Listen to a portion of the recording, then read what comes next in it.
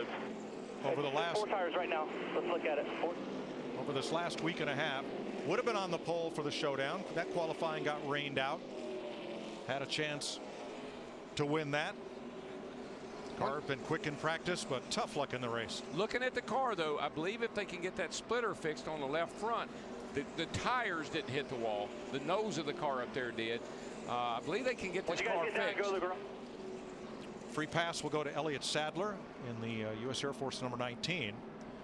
And for the first time in the Coke 600, we'll see the implementation of NASCAR's new double file restart rule and the new rule that allows lapped cars that do not pit.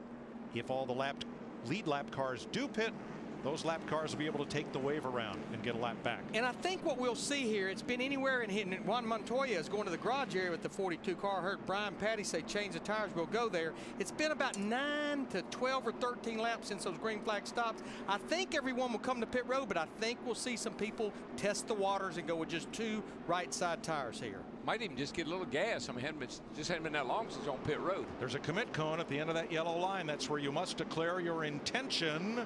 And a lot of those lead lap cars are coming in. Dick?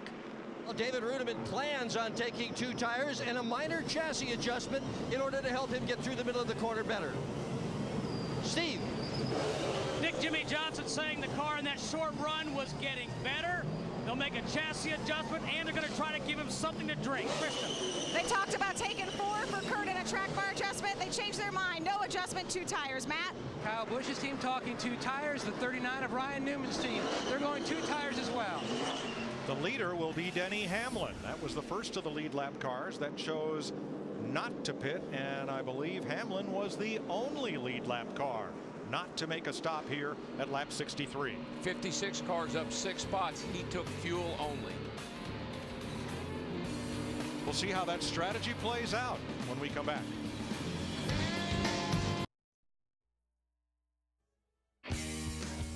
The Coca-Cola 600 on Fox is sponsored by Budweiser. Join Budweiser as we support America's troops with a $250,000 donation to the USO. You can help our efforts when you buy a Casey Kane Armed Forces die-cast car. Visit Budweiser.com for details. Sprint brings you an inside look at what's happening now inside the NASCAR Sprint Cup Series. Here are the eyeballs, and add to those of you watching on American Forces Network. Glad to have you with us today. Fastest lap of the race. Give it up for the Army. And Ryan Newman, 29.94 seconds is the fastest lap so far. For more NASCAR stats, in-car audio, live race radio, check out NASCAR Sprint Cup Mobile at sprint.com/speed. The free pass car was Elliott Sadler. Taking the wave around were Robbie Gordon, Bill Elliott, Kevin Conway, and David Gilliland back on the lead lap. And documented, Martin Truex Jr. and Greg Biffle pitted for fuel only. Dale Earnhardt Jr., Carl Edwards, Kevin Harvick, Keselowski, Gordon, and Allmendinger 4 tires. Everyone else just 2 rights on that pit stop. Drive of the race so far, Paul Menard from 31st to 11th. There's Menard. And that bright yellow number 98 as we get the green flag with 66 laps complete, 100 miles. Now, Kurt Busch got beat at the start of this race because pole sitter Ryan Newman in the 39 chose the outside. Now, Denny Hamlin in the 11 was on the bottom. Kurt Busch gets that run off of turn 2 that time.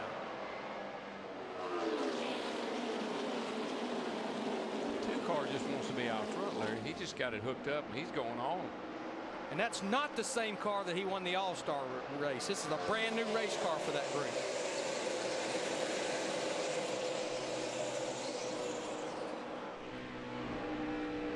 Bit of a 6-car breakaway, so here come teammates battling. Martin Truex in the 56. David Rudiman, the 00. 2 Toyotas fight for the 3rd spot in turn 3. Watch when you're all bunched up like this side by side. We've seen time and time again, somebody will get the car on the outside, will suck a car on the inside around.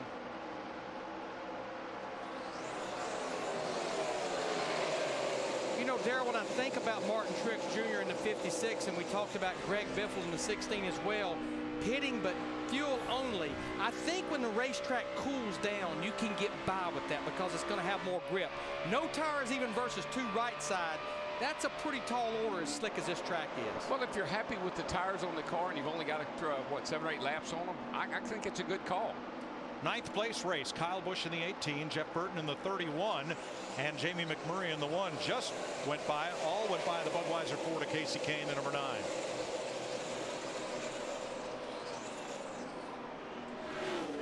Kurt Busch trying to give this field the goodbye look. He's got half a second on Hamlin, who has a full second on Rudeman.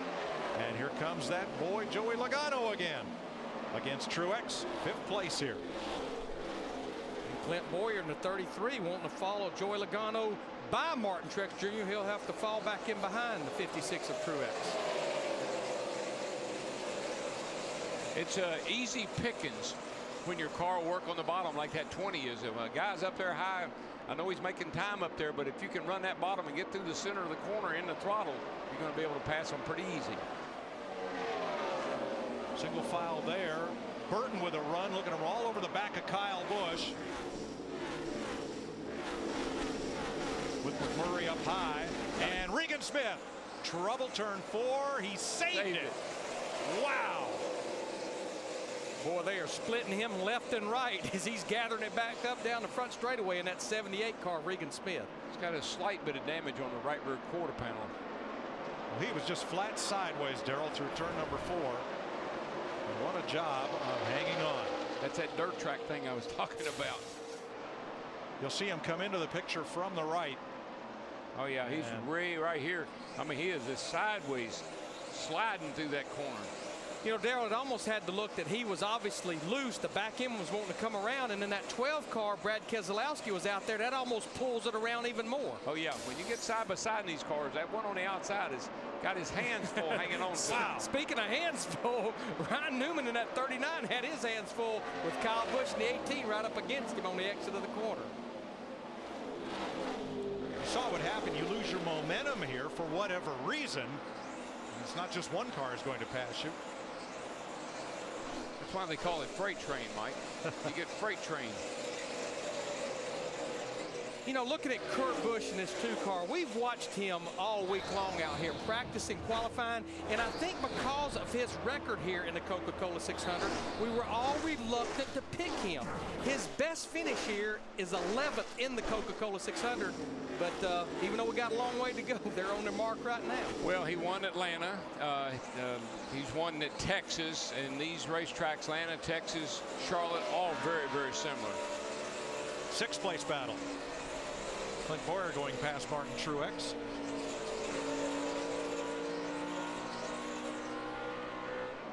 Catch up on cars in the garage and out of the race.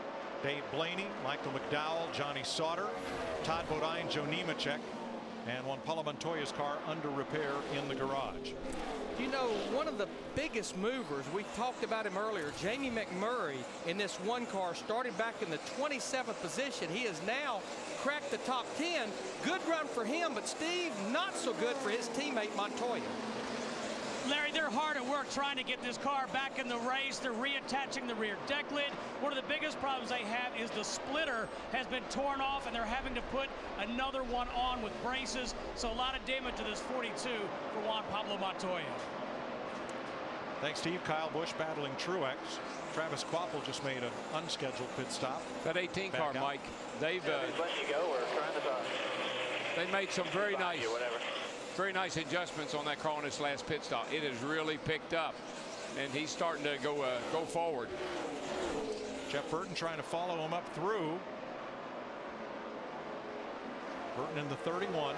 Nope, falls in line behind Truex. You know, real quick, back to Steve's report on Montoya in the garage area. I know in the pre-race, Jeff Hammond's pick of a driver that wouldn't make the chase this year that made it last year was Casey Kane.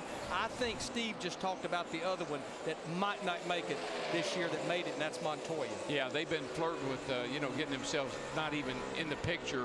Today is not going to help one bit. Jeff Burton in the 31, a 2-time winner of the 600. Passes Martin Truex for 8th place. Move it on up.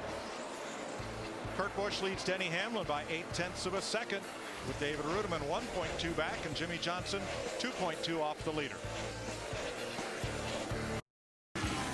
The Coca-Cola 600 on Fox is sponsored by Verizon.